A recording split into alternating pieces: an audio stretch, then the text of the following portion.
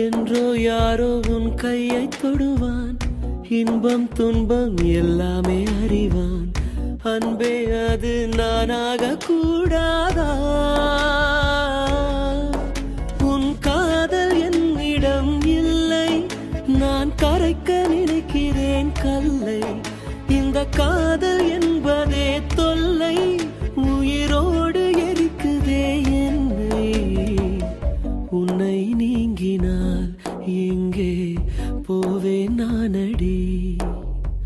அன்புள்ள சந்தியா, உன்னை நான் காதலிக்கிறேன். நீ சொல்லும் ஒரு வார்த்தை, அதற்காக நான் காத்திருப்பேன்.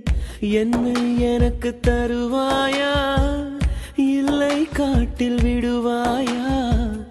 உன் பதிலை எதிர்பார்த்து